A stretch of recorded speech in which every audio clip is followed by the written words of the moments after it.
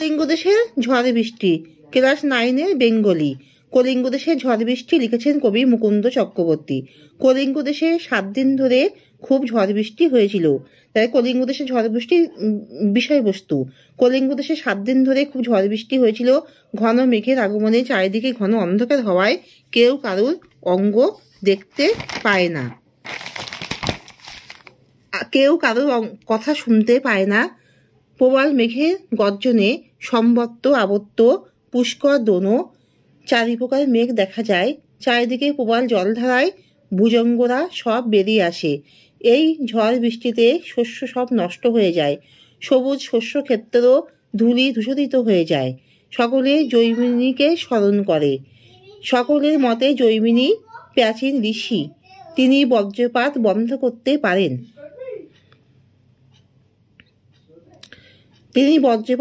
করতে পারেন। দেবী চণ্ডীর আদেশে হনুমান অট্টালিকা ভেঙে খান খান করে। কেউ সূর্যের কিরণ দেখতে পায় না, যাতায়াত যোগাযোগ সব বন্ধ হয়ে যায়। ঢেউয়ের পর্বতের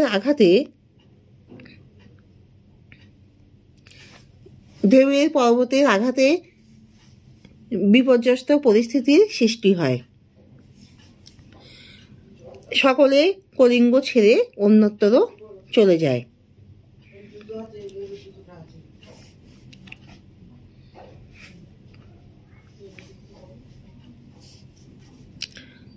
তাহলে ঈশানে উদিল মেঘ, সগনে কি চিকুর। কাদের অঙ্গ এখানে বোঝানো হয়েছে? এখানে কলিঙ্গবাসীর অঙ্গ বোঝানো হয়েছে। না পায় দেখিতে কেহ, কিসের কিরণ? রবির কিরণ। ঈশানে কি উদিল মেঘ আর সগনে চিকুর। মেঘ কোথায় উচ্চনাতে ডাকে গগন মণ্ডলে। কেউ কারো কথা শুনতে পাচ্ছিল না কেন? মেঘের গর্জনের জন্যে। চিকুর শব্দের অর্থ কি? চিকুর শব্দের অর্থ হলো বিদ্যুৎ। তাহলে এখানে কিছু লেখাগুলো আছে, তোমরা সবাই এগুলো দেখে লিখে নাও।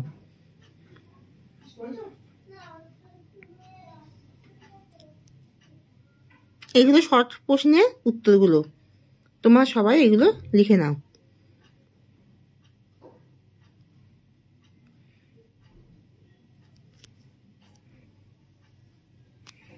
আর এখানে বড় প্রশ্নের উত্তরটা তোমরা সবাই লিখে নাও। আমি তোমাদেরকে বুঝিয়ে দিয়েছি, আর তোমরা সবাই লিখেও নাও। কলিঙ্গ দেশের ঝড় বৃষ্টি লিখেছেন মুকুন্দ চক্রবর্তী। আর এর যে বিষয়বস্তুটা এখানে সব লেখা রয়েছে, তোমরা এগুলো লিখেও নাও। দেখো লেখাটা রয়েছে, আর এখানে দেখো পুরো প্রশ্নের উত্তরটা লেখা রয়েছে।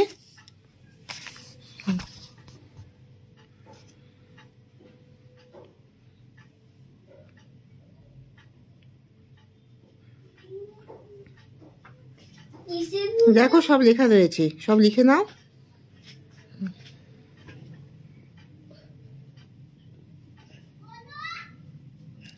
কেউ কারো কথা শুনতে পায় না, কেউ কারো অঙ্গ দেখতে পায় না। প্রবল মেঘের গর্জনে সম্বত্ত আবত্ত পুষ্কর দোনো চারিপ্রকার মেঘ দেখা যায়। চারিদিকে প্রবল জলধারায় ভুজঙ্গরা সব বেরিয়ে আসে। এই ঝড় বৃষ্টিতে শস্য সব নষ্ট হয়ে যায়, সবুজ শস্যক্ষেত্র ধূলি ধূসরিত হয়ে যায়। তাহলে কি ধূলি ধূসরিত হয়ে যায়? সবুজ শস্যক্ষেত্র। সকলে কাকে স্মরণ করে? জৈমিনীকে স্মরণ করে। কেন স্মরণ করে? কারণ সকলের মতে জৈমিনী একজন প্রাচীন ঋষি, তিনি বজ্রপাত বন্ধ করতে পারেন। দেবী চণ্ডীর আদেশে হনুমান অট্টালিকা ভেঙে খান খান করে দেয়। কার আদেশে? দেবী চণ্ডীর আদেশে। কেউ কিসের কিরণ দেখতে পায় না? সূর্যের কিরণ দেখতে পায় না। যাতায়াত যোগাযোগ সবই বন্ধ হয়ে যায়। বাড়িঘর সব ভেঙে যায়। ঢেউয়ের পর্বতের আঘাতে বিপর্যস্ত পরিস্থিতির সৃষ্টি হয়। সকলে কলিঙ্গ দেশ ছেড়ে অন্যত্র চলে যায়। এবার আমি তোমাদেরকে বোঝাচ্ছি, তোমরা সবাই শোনো মন দিয়ে।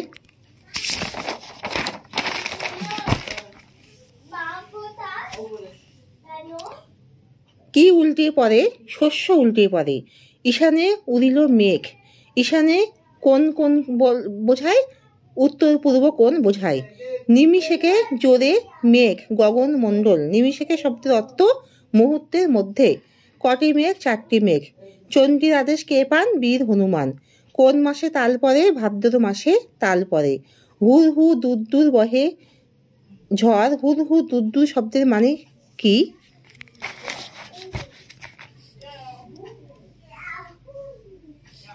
হুর হু দূর দূর শব্দের মানে হলো ঝড়ের শব্দ। ভবন ছাড়িয়া প্রজা দিল রদ, মানে পালায়। রদ মানে পালানো। না পায় দেখিতে কেহ, কিসের কিরণ? রবির কিরণ। ব্যঙ্গ তর্কা বাজ মানে লাফিয়ে পড়া। কে মেঘে জল দিয়েছিল? অষ্ট গজরাজ। সমরে মানে স্মরণ করা। কলিঙ্গের মানুষ জৈমিনীকে স্মরণ করেছে। কাকে স্মরণ করেছে? জৈমিনীকে। কেন স্মরণ করেছে? কারণ তিনি বজ্রকে নিবারণ করতে পারেন। কি দলমল করছিল? ঘরগুলো সব দলমল করছিল। তাহলে এবার তোমার সব লেখাগুলো সব দেখে নাও। এখানে সব লেখাগুলো আছে, তোমরা সব লিখে রাখো। কি উল্টে পড়ে দেখো? শস্য। ঈশানে উদিল মেঘ। ঈশানে মানে কোন কোন বলতে বোঝায়? উত্তর পূর্ব কোণ বোঝায়। নিমিষেকে জোরে মেঘ গগন মণ্ডল। নিমিষেকে শব্দের অর্থ কি? মুহূর্তের মধ্যে। কটি মেঘ? 4টি মেঘ। চণ্ডীর আদেশ কে পান? বীর হনুমান। কোন মাসে তাল পড়ে? ভাদ্র মাসে। হুর হুর দূর দূর বহে ঘন ঝড়। হুর হুর দূর দূর শব্দের মানে কি? মানে হলো ঝড়ের শব্দ। ভবন ছাড়িয়ে পূজা দিল রদ, মানে পালায়। না পায় কেহ দেখিতে কেহ, রবির কিসের কিরণ? রবির কিরণ। ব্যঙ্গ তর্কাবাজ মানে কি? লাফিয়ে পড়া। কে মেঘে জল দিয়েছিল? অষ্ট গজরাজ। সঙ্গরে, সঙ্গরে মানে কি? স্মরণ করা। কলিঙ্গের মানুষ কাকে স্মরণ করেছে? জৈমিনীকে। কারণ কি? তিনি বজ্রকে নিবারণ করতে পারেন। কি দলমল করছিল? ঘরগুলো। তোমার সবাই এগুলো লিখে রাখো।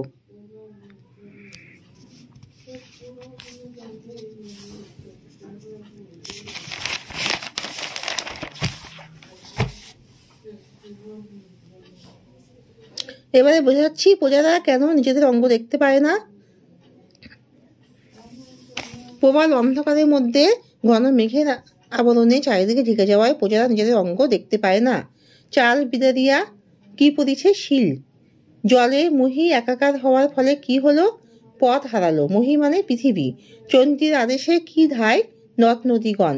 কলিঙ্গ দেশে ঝড় বৃষ্টি এটি কোন কাব্যের অন্তর্গত? মুকুন্দ চক্রবর্তী রচিত চণ্ডীমঙ্গল কাব্যের অন্তর্গত। কলিঙ্গে ঝড় বৃষ্টি কোথায় অন্ধকার হয়ে এলো? কলিঙ্গের আকাশে অন্ধকার হয়ে এলো। মুষলধারে কে বর্ষণ করছে?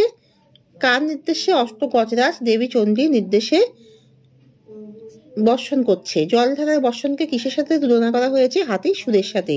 ধুলে আচ্ছাদিত হইল যে ছিল হরিৎ। হরিৎ মানে সবুজ শস্য ক্ষেত্র। ধুলায় দূষিত হয়ে গেল। ব্যঙ্গ তর্কাবাজ মানে ব্যাঙের মতো লাফিয়ে লাফিয়ে যে বাজ পড়ে। শ্রী কবিকঙ্কন হলেন মুকুন্দ চক্রবর্তী। উচ্চনাদ দিয়ে কলিঙ্গের মেঘের ডাক শোনা যায়। তাহলে এবার তোমার লেখাগুলো সব দেখে নাও, তাহলে তোমাদের সবার সুবিধা হবে। দেখো, প্রজারা কেন নিজেদের অঙ্গ দেখতে পায় না? কারণ প্রজারা নিজেদের অঙ্গ দেখতে পায় না ঘন অন্ধকারের জন্য। চাল বিদারিয়া কি পড়ে? শিল। জলে মহি একাকার হওয়ার ফলে কি হলো? পথ হারালো। চণ্ডীর আদেশে কি ধায়? নদ নদীগণ। কলিঙ্গ দেশে ঝড় বৃষ্টি এটি কোন কাব্যের অন্তর্গত? কলিঙ্গ দেশে ঝড় বৃষ্টি এটি কোন কাব্যের অন্তর্গত? পথ চণ্ডীর আদেশে কি ধায়? নদ নদীগণ। কলিঙ্গ দেশে ঝড় বৃষ্টি মুকুন্দ চক্রবর্তী রচিত চণ্ডীমঙ্গল কাব্যের অন্তর্গত। কলিঙ্গের ঝড় বৃষ্টিতে কোথায় অন্ধকার হয়ে এলো? কলিঙ্গের আকাশে। এবার দেখো, মুষলধারে মানে কে বর্ষণ করছে? কার নির্দেশে? অষ্ট গজরাজ দেবী চণ্ডীর নির্দেশে বর্ষণ করছে। জলধারার বর্ষণকে কিসের সাথে তুলনা করা হয়েছে? হাতির সুরের সাথে। ধুলে আচ্ছাদিত হইল যে ছিল হরিৎ মানে সবুজ শস্যক্ষেত্র। ব্যঙ্গ তর্কাবাজ মানে কি? ব্যাঙের মতো লাফিয়ে লাফিয়ে যে বাজ পড়ে। শ্রী কবি কঙ্কন হলো মুকুন্দ চক্রবর্তী।